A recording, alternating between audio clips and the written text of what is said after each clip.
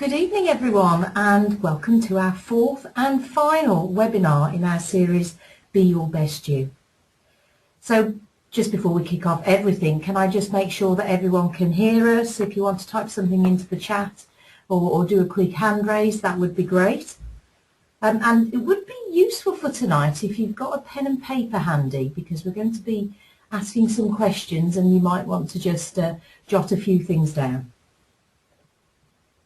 So anyway, I'm Sue Quigley, and if you've joined us before, you probably do recognise my voice, and I'm joined by Debbie Walmsley. Good evening, and lovely to be here.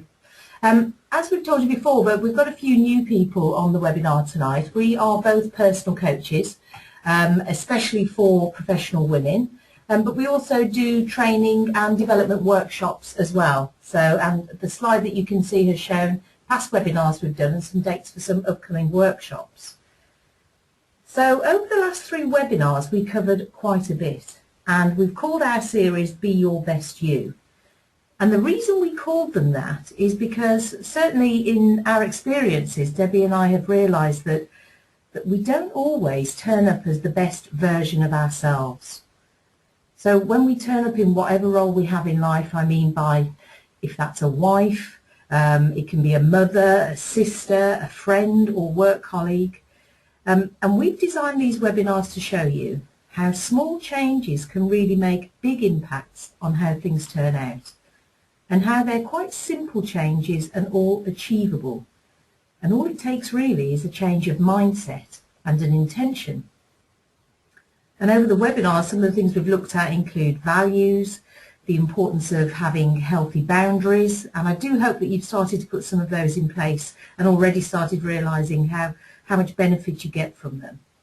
We've also looked at ways to give and receive a compliment, and we'd love to hear how you're getting on with that. And some of the other things that we've covered are things like rapport, and we covered this in some details. It's really important. And how to develop your own charisma, which in turn will help you to turn up your very own personal impact and power, so that when you walk into the room, people really want to get to know who you are. So this evening we're going to be looking at aspirations, beliefs and innate wisdom. I think all of these are really important to our own personal well-being. Knowing what we want and actually believing that we can go out and get exactly that is so empowering and rewarding. And to know that we have all that wisdom within ourselves. Wisdom we should listen more closely to, but perhaps we've forgotten how. Before we start, something I'd like to mention. Everything we do starts with an intention. And we would like to invite you right now, for the next 45 minutes at least, to set aside the intention of just throwing caution to the wind and do something new. Now, even if we suggest something that you may not wholly believe will make a difference, have a go. Decide that you will do it and apply the technique suggested. Now, whether you've joined us on this webinar tonight out of curiosity, or maybe something in your life is not going quite right for you now, in order for that something to change, you have to decide to do something different now. So let me ask you, what do you want? It's a simple question, isn't it? But how many of us actually know exactly what we want?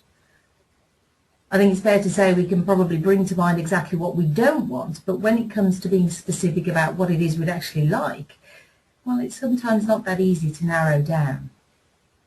So let's think for a moment, what would we actually like to have happen? You can either concentrate on just one area. Maybe it's to do with your job or a holiday you want to take. Maybe it's something you want in your life, like happiness. Just jot down now what it is you would really love to have or aim for. And take the time to really think about what you want.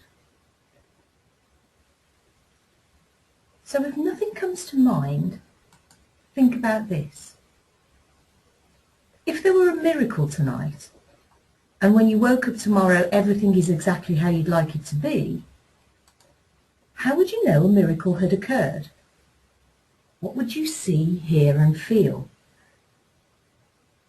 What would you know to let you know that a miracle had taken place? And as you gently reflect on this question, you may start to notice your feelings shifting and changing. So just write down whatever comes to mind, even if it's just words or phrases. You know, as long as you've written something down, that's great. And just reflect on what you've got there. So how does it feel seeing your desires written down? Do they feel achievable? Do you feel good about seeing something and know that it's something that you can get? Or do you think it's just a dream, just something you'd like but that you don't really think you're going to get? You know, dreams, aspirations, desires and goals, call them what you will. It's always good to know what we want in life, because when you commit to that and align yourself to what you want, it actually gives you purpose and focus. But how many of us have dreams and keep them there? Just keep them as dreams because we don't actually believe we could ever achieve them. Do you know, I really do believe that we can achieve whatever we want. The key is to make sure what we want is really, and I mean really what we want, and not just something we think we want, or something that is totally unrealistic. You know, so many people will say that their dream is just to win the lottery. Now, if that's your dream, how realistic is that? What are the chances of you actually getting those magical 6 numbers? You know, if that is what you had written down, I'm going to really stick my neck out now and say I don't really think winning the lottery is really what you want. If you've written down something like winning the lottery, or you've written down something that would take a huge stroke of luck to achieve, in other words, there is nothing that you can actually do. There's no action that you can actually take, apart, in this case, from buying a lottery ticket, to ensure you absolutely turn that dream into a reality. Then ask yourself this. If you win the lottery, what will that give you? Freedom? Happiness? Security? Now, your answer to that question is, in my opinion, what you're really after. You've just attached something material to it. To turn your dreams into a reality, make sure that you're 100% aligned to them, that you can actually achieve them. Even big and scary dreams can actually become a reality. It's when you strive for something that relies on luck and then fails to happen that you start to believe you can't achieve what you want. You know, I did some work with a slimming group recently, quite close to where I live, and I'd just gone in to talk about how they were getting on with their weight loss targets, and I said I'd help out to make sure they were fully motivated to achieve them. And there was a woman there, I'll just call her Sarah for the instances of this evening, and she'd been at the slimming group for about 6 months, and while she'd had some good weight loss, she'd actually plateaued for a while, so she was now demotivated and considered leaving the group as she wasn't getting to her target weight. So I asked her what she wanted, what her goal was, and her instant reply was, I want to be skinny, I want to be a size 0. Heck, I thought. So I asked her, well, how achievable is that? And she didn't actually answer. So I said, do you actually think that you can be skinny, that you can be a size 0? And her response was, well, no, not at all. I'm not built that way, so it would be completely impossible. There's just no point. Okay, I thought, so you've got a goal for something you know you're never going to achieve. Good grief. So I asked her how that made her feel. And she said, well, exactly. That's why there's no point in me dieting. And you know what? I completely agree with her. There's absolutely no point at all in having a goal, a dream, or a target for something that deep down you know there's no way you will achieve. All that's going to do is reinforce that you can't do something. So I asked Sarah, do you really want to be a skinny size 0? And before she could answer, I asked her to bring to mind what size she was when she felt good about herself. And then surprisingly, when she thought about this, she actually started to smile. So I asked her to describe how she felt when she was at that size and to really indulge in those good feelings. And you know, the size she was when she was happy was actually just 2 sizes less than she was already at. So I did some more chatting with her and some more work, and we just realigned her goals so that instead of actually wanting to be a skinny size 0, which by the way we just identified wasn't something she actually wanted, just something that she thought she should be, we realigned her goal to be a healthy and happy size 14. And so having a goal that she really wanted and she could see herself achieving meant that she could easily start to take action. And you know what? She really is well on her way to getting that goal now. That's great, Sue. Yeah, totally. It's just amazing when you find out what you really want, how achievable it becomes. So what if you have a goal? You really do want to achieve it. It's absolutely something you want. And it's past that realistic test. But you just don't seem to have that motivation to achieve it. It's actually quite common. Everyone's had that experience where you've set a goal and then struggled to get motivated to do it, which just doesn't feel right when you want it so much. And I don't know if you've ever had that. I know I've had that many times. Yeah. You know, examples could range from starting to try and eat healthy eating plans to get into the gym more. I know that one well. Finding a new job. Maybe, you know, you've got an aspiration to write a book. There are good reasons why this might not be happening for you. And the first thing to do is to make sure it is your goal. And that is key. If you're losing weight because you think you should, or for your partner, or indeed maybe to get a partner, then it's just not going to work. And actually, you may end up feeling even more resentful. You know, goals are for you. They should be what you want, not what anyone else wants. They shouldn't be out of necessity. You shouldn't feel like you have to do this. When you think about your goal, it should make you feel good. If it doesn't, then you should seriously rethink what's going on. You know, is this goal realistic? Do you think you can achieve it? And a great tip to get you feeling good is to create a really strong mental picture of what your goal looks like. And here's the key. Think about your goal and identify what is the very last thing that has to happen for you to know that you've achieved your goal. So, for example, if your goal is to, say, go on holiday, what has to happen for you to know you've achieved it? Now, this is going to be different for everyone. For some, it's about making the booking. Debbie, I'm going to ask you. So what's the very last thing that has to happen for you to know that you've gone on holiday, that you've achieved that? I know I'm there when, especially if I'm going on holiday to somewhere on the seaside, I'm just walking into that sea. I can feel that sea, and it's like it just carries away all my troubles. You see, for me, it's as soon as I've made the booking. I know damn well I'm going as soon as I've done that. And you know, it's going to be different for everyone. As Debbie said, for her it's walking into the sea. For some people it's being on the plane. For some people they don't really truly believe they've achieved their goal of going on holiday until they're back home. Whatever the moment is for you, picture what that might look like. And I would say really get detailed too. What's happening in that picture you've got? Are there any sounds? What's the colour like? Is it colour, black or white?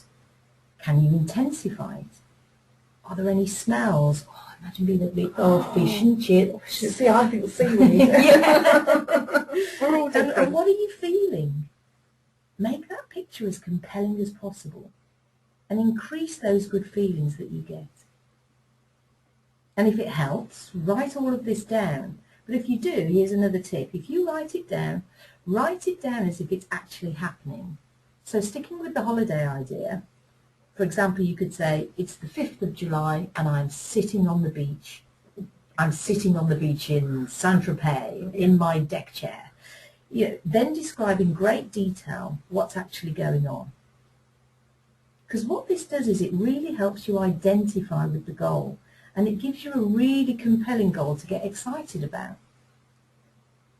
Another tip is to create a mood board or a picture. Have you ever done those? I know you've got one, Debbie, haven't you? Yeah, I've got a nice vision board. It's my screensaver. And for one, they're great fun to do. But if you then put it somewhere you can see every day, then again it gives you something to get excited about. After all, if a goal's worth having, you should be able to put a smile on your face every day. Another thing that might be hindering you, though, for getting motivated for your goal, is you not thinking that you can achieve it. Those damn limiting beliefs that can stop you getting what you want or even attempting to get them. So let's talk a little about beliefs and where they come from. It's all very well when people like Sue and I are sitting here saying to you, you can be more confident. There's lots of people out there telling you to be more positive. And they suggest things like positive affirmations or mantras, things to say in the mirror in the morning. I don't think you've ever tried any of that. I have. Yeah, looked in the mirror. I've done this. I've looked in the mirror and told myself, yes, I'm fabulous. And it just doesn't, it just felt the complete opposite when I did that. Now, all the mantras in the world won't make an ounce of difference if at your very core you don't believe it. Now, how do we develop our beliefs? And how do we decide what is and what isn't? We form our beliefs, believe it or not, we form our beliefs from a very early age, based on our life experiences and from the people who are around us at the time, our parents, our brothers, our sisters, our teachers. And at that young age, we don't have the ability to question or form our own opinions. We therefore have little choice about what we believe. And the thing is, we can hang on to those beliefs. They're our convictions that we hold to be true and that we trust as being true. They form the rules that run, our lives and form the deepest sense of actually who we are. Now, I'm not saying that, beliefs are bad for us. They're not at all, because some beliefs are really important.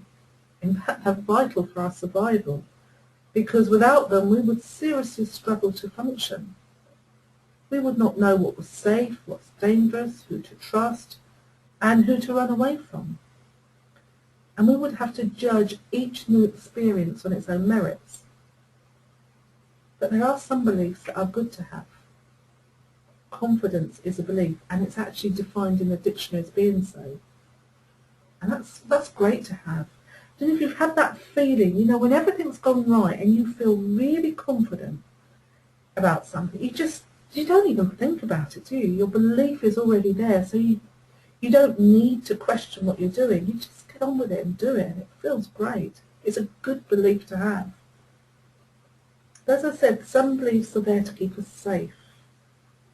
But be aware, our mind can be a trickster too.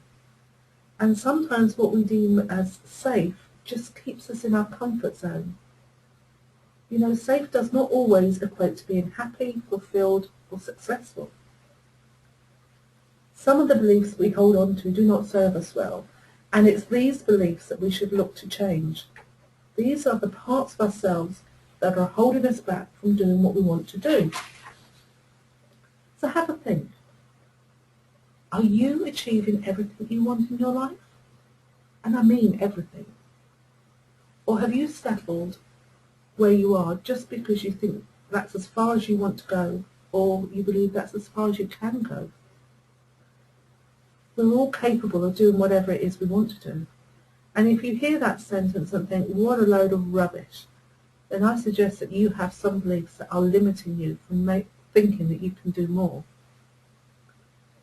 What's holding you back is likely to be connected to an old belief you formed at a very young age, and that you've just carried around for a long time. You've never challenged it. Now here's the thing.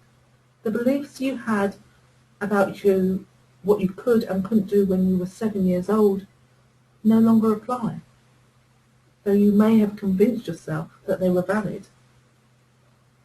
And if you need convincing of that, then take a look at the side that's on the screen now. And you might have seen this picture before. I know it's done quite a few rounds on the internet. But as you can see, the donkey is tied with his reins to just a plastic garden chair. And there's actually nothing holding the donkey in place, but it doesn't move away. But what's actually holding the chair there? Nothing. So how many of us are like that donkey, going through life hanging on to a belief that we can't do something, when really, if we just looked clearly, or just took a few steps, even just one step forward in the right direction, we could see that we could do it. We could see that there's actually nothing holding us in place. So let's challenge those unhelpful beliefs you have right now. I'd like you to have a think about something you really, really want to do. Maybe it's a goal you've set for yourself, maybe it's a long-held dream, maybe you want to go and learn how to play a musical instrument. Whatever it is you want to do, pick something. And now think about it. What's stopping you from doing that? And why haven't you done it already? And if you haven't written it down yet, then just jot down what it is you want to do and what's actually stopping you. And we'll just have a look. If you want to type it into the questions, just let us know what haven't you started doing already. And give us your reasons. And as I said, whilst I don't want to put you off, if you have a stack of reasons for not doing something, then I would put reasons as excuses. So I would challenge those reasons too. So I always wanted to sing. That was one of my... Oh, grief. I know, it's dangerous. And it's funny because I'd convinced myself I couldn't sing. And I recognise where that came from, because I remember as a young child I joined the choir, and when I went home my family just burst out laughing. I was so pleased I've got to join the choir. And I told my family, I'm in the choir. And they all burst out laughing and said, oh, you can't sing. Now that was just a family being a family. But I never sung to that day. And it was one of my aspirations for the new year was to start singing, to get over that belief, limiting belief that I couldn't sing. Well, we've had a couple of people just type some stuff in. Hi, Helen. How are you doing? Thanks for giving us it. So you wanted... now this is one that's highly reminded. So, Helen, you said you want to go to evening classes to study French. In fact, you have done, you said, for the past 3 years, and you still haven't gone. Your reasons, and I'm glad in brackets you put excuses, being that you don't have enough time. But that you recognise now that these are just excuses, not reasons. Yeah, time is a real... That's one I've heard before, one I've used before as well. We always think we don't have enough time in the day. A simple exercise could be that just write down everything you do in a day. So do it actually while you're going through the day. Write down everything you're doing. Because sometimes we think we have to do all these important tasks, that we're really, really busy doing these. We can't possibly fit in anything else. But, if you really look at what you do, not everything is necessary. And if you could just take a couple of things off that list, you could make the time for what it is that you want to do. And when you do something that you want to do, that is actually important. It's important for your well-being. We discussed this in one of our first webinars about boundaries as well. It's important that it makes you feel good. And it gives you time to recharge your batteries as well. So yes, Helen, I'm glad you've recognised that as an excuse rather than a reason. And it would be great to hear that you actually do eventually get onto that course. I would suggest 3 years is far too long to be waiting around for doing that. So thanks everyone. You can see how it is good to really challenge those beliefs and ask how... Oh, sorry, yeah, we've just had another one come in from Sally, who said there's always things that she wants to do. You don't particularly mention what it is you want to do, Sally, but you always stop yourself because you never think you'll quite be as good as anybody else. Well, I would ask you, how do you know you're not? And who tells you that? You see, the point of it is to really challenge everything that comes up. Yeah, it's a very good point. It's really important to challenge these beliefs. As I said earlier, beliefs are just convictions that we hold to be true, and we trust them as being true. The danger is that in doing so, we treat them as facts. Now here's an example. I mean, this is a classic. I had a client say to me that they were no good at public speaking. But what they actually said was, I can't do public speaking, Debbie. That's not a belief, and that is an actual fact. But that was a client's experience, not a true fact of life. You know, I really urge you to start challenging any negative self-talk about yourself as you become aware of it. You know, it's just a negative belief. It's just simply a thought that you no longer question, and so it goes unchallenged. So question it again. Is that negative belief really true? What purpose does this belief serve?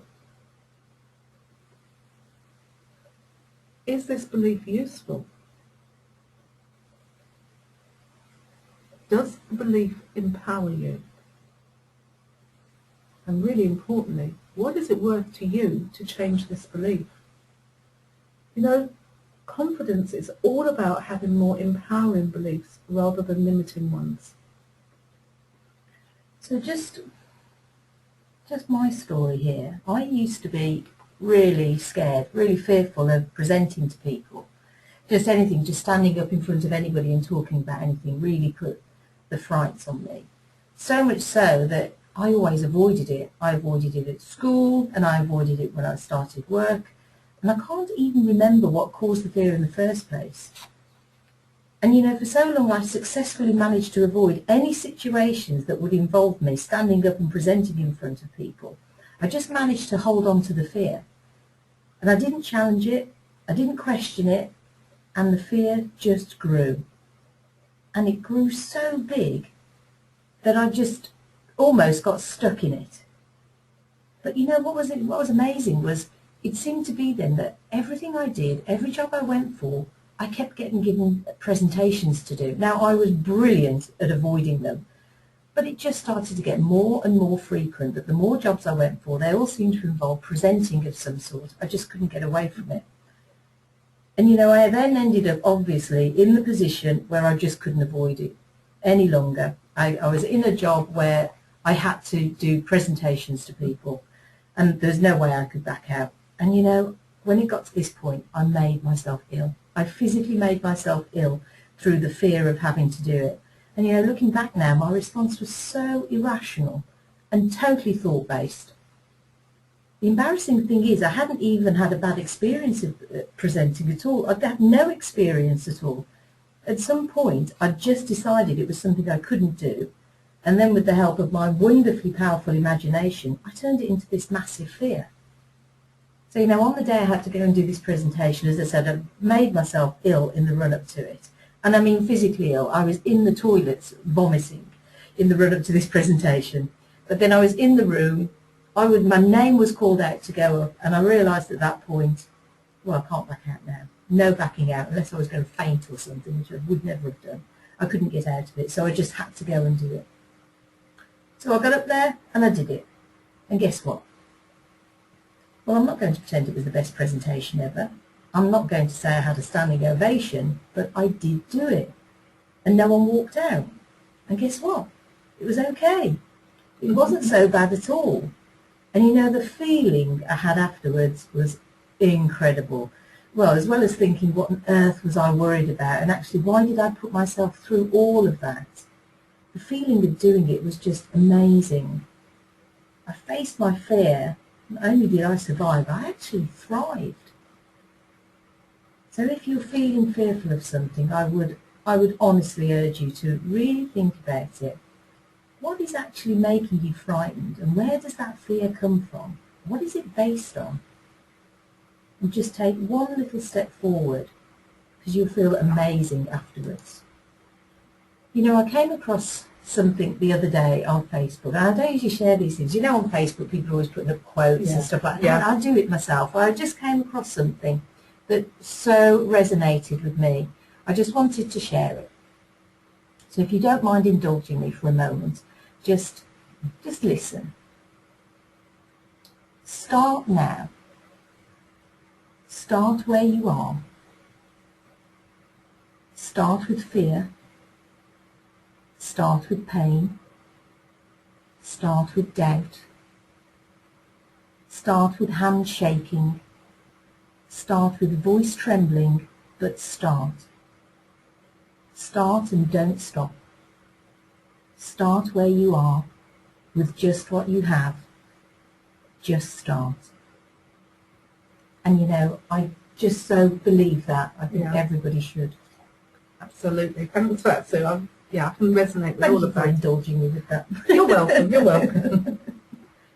So we're almost, and I say almost at the end of this webinar series, and we wanted to end with something that all of us have, and yet so often either overlook or forget. You know, we spoke in this series about that inner voice, and we were talking about that negative committee, the voice that tells you that you can't do something. But there is another voice, or another, I don't know, whatever you want to call it. It's a feeling that you get. It's that gut instinct that can tell us how something is.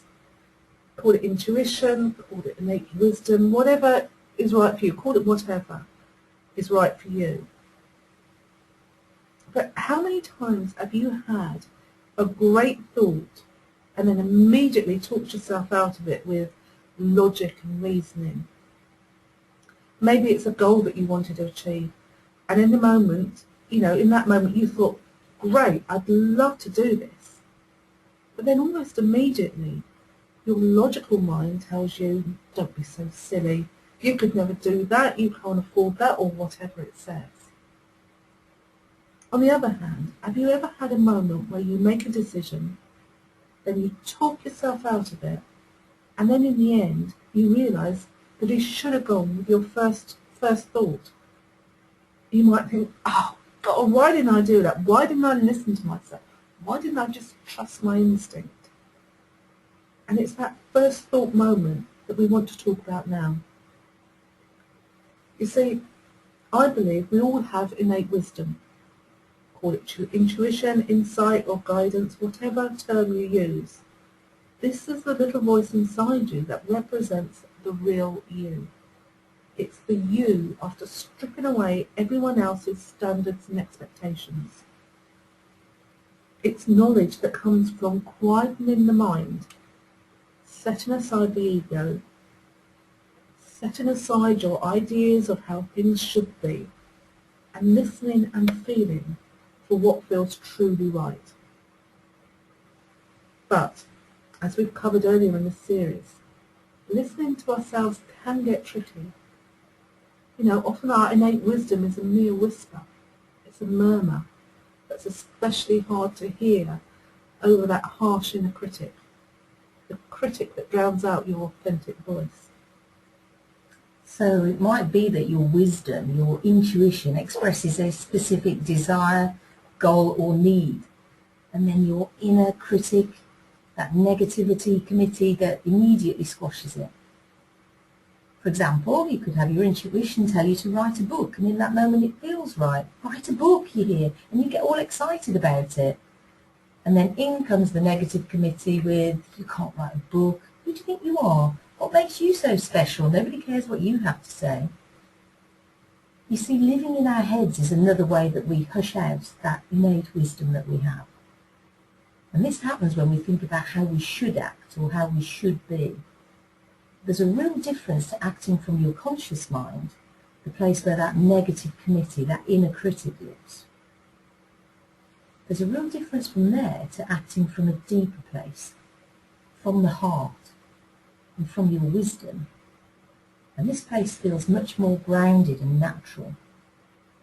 And your wisdom either can be a calm, serene feeling or something passionate and electric, but either way it's got that deep sense of rightness. And it's living from this rightness that makes it liberating and comforting. And that's because you're not chained to pretense or restricted by keeping up some facade. And as I say, we've all got this wisdom. And some of us might already feel connected to it, but for those that don't, you might be thinking, well, how do I connect? Well, I've put down some ways that you can do this. Now, these are quite personal for me, but they've also worked for me, so I really feel, happy to share them. And the first one is writing.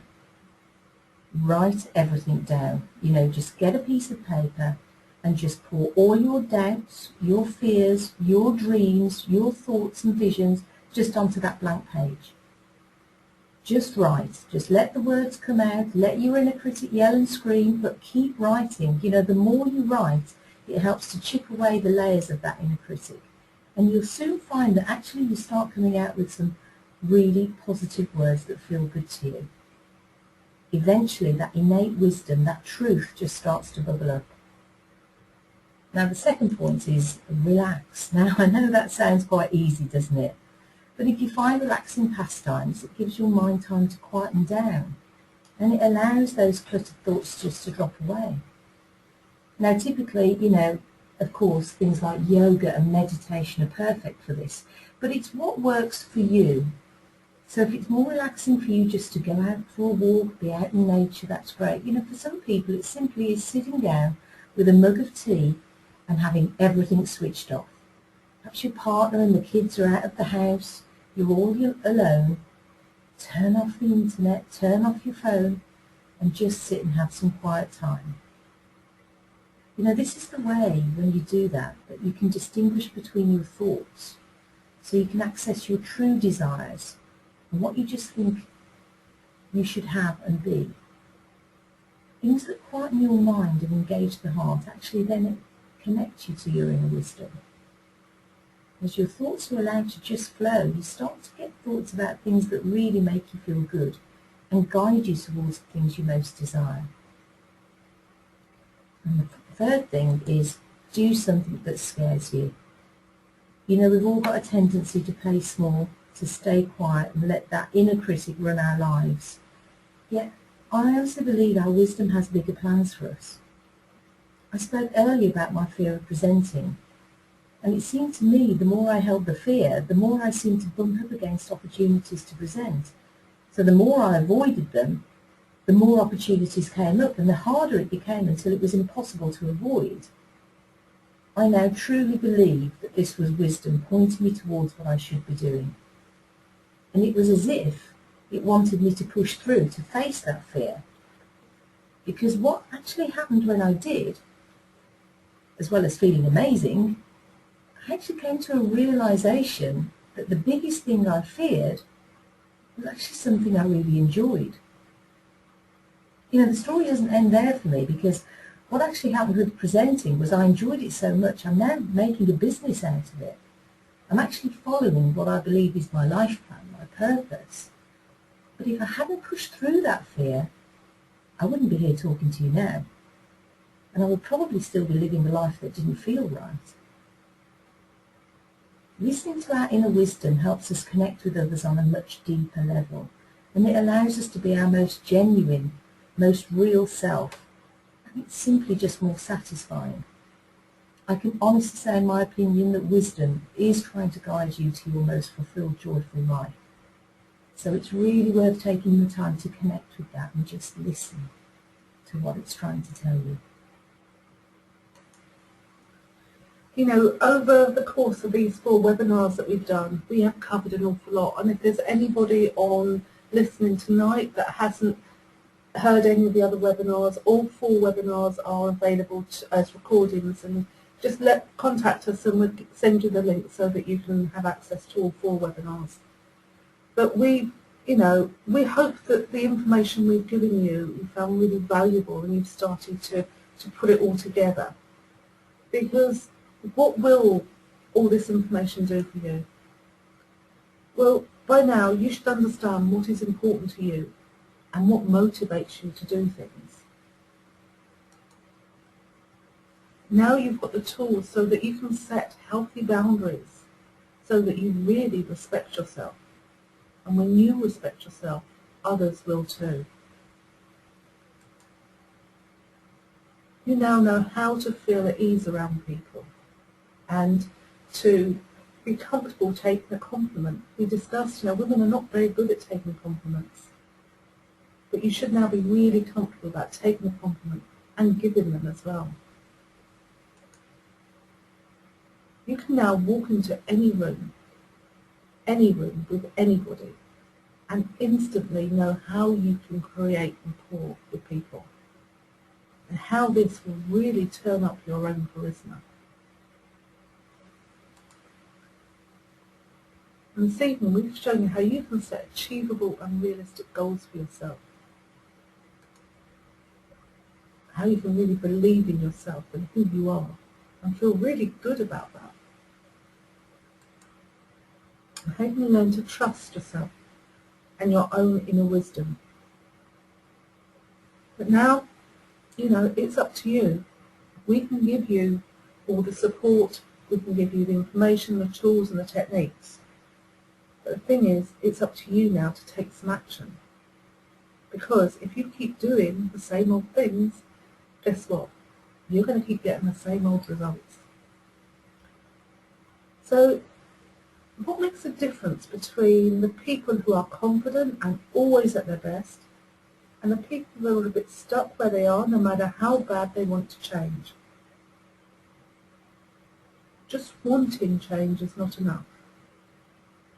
Wanting it and listening to a coach or a speaker or a DVD, I'm afraid is not enough. Wanting, listening and thinking about it is still not enough. You have to do something. It's an exchange, and therein lies the key. The key to changing your mindset and making lasting positive change in your life. You have to take some specific action, some deliberate action to put things in motion towards a result that you want. You have to commit, and a commitment cannot be in your mind alone. You have to commit to definitive action. But the great thing is, once you take that action, something almost magical happens. Just taking that action starts a shift and starts to change your mindset. You'll feel different. You'll actually see things differently. You will think totally different about something when you're on the other side of that action that you took.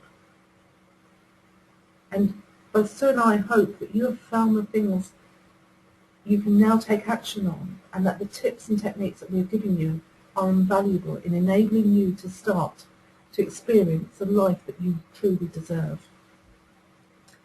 You know, Debbie and I have had such great feedback from these webinars, and we've absolutely loved doing them. So thank you so much for participating. Thanks for all your feedback and for the questions that you've asked, and basically getting involved and helping us to form the content for them. You know, we spoke before about the fact that we're planning a series of one-day workshops of Be Your Best You Live, and I'm really excited to announce, ahead of announcing to anybody else, we've got some dates for those workshops. And on the slide in front of you, you can see they're all on a Saturday. We've got the 28th of March, that's in Sawbridgeworth in Hertfordshire. We've got the 11th of April in Canterbury, and finally on the 18th of April in London. Now, these are going to be really fun and interactive days. You're going to be feeling full of confidence, and it's going to be great fun to work with you and fellow like-minded women. The cost of the workshops are going to be £97, including that for the day, but we're also going to soon be announcing some real good early bird special offers, so keep your eyes peeled for those, and we'll get those over to you shortly. So that pretty much brings us to the end of our webinar tonight and to the series. But before we finally sign off, there's just one final thing. You know, there's just so much going on in the world today, and actually so much going on social media, that just comments negatively on people. And sadly, I see so much of this amongst women and about women. You know, we criticise women for being too fat, too thin, not wearing the right clothes, not wearing enough clothes, for going out to work and not being at home with the children, or for being a stay-at-home mum and not going out to work. So let's make a change. Let's look for the good in everyone, but especially in women, and including ourselves. Instead of always finding ways that we don't measure up, let's celebrate the things about women that make us unique, that make us who we are, and let's share those positive things about people. Let's share that on social media and get those positive comments out there about our fellow women.